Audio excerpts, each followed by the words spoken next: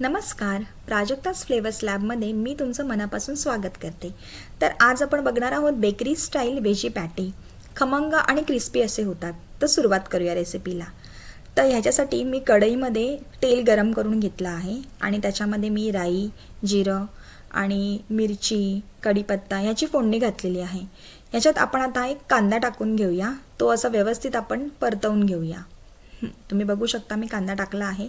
तो व्यवस्थित परतवून घेतला की त्याच्यामध्ये आपण आलं लसूणची पेस्ट घालूया. आलं लसूणची पेस्ट उग्र वास जाईपर्यंत आपण व्यवस्थित परतवून घेऊया. यात तुम्ही हव्या त्या भाज्या ॲड करू शकता. मी गाजर आणि मटार घातला आहे. तुम्ही चॉईसच्या भाज्या कॉर्न वगैरे सुद्धा ॲड करू शकता.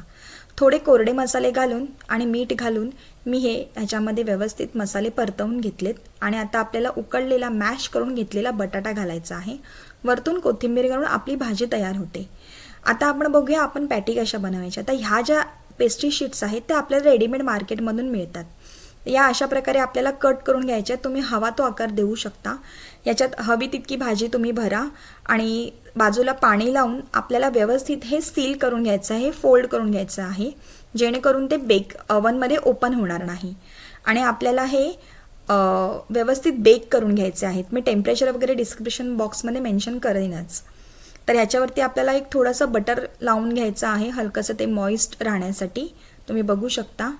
तर मी बटर लावून बेक करून घेतलेले आहेत. तर हे अशा प्रकारे आपले छान पेस्ट्री रेडी झाले आहेत.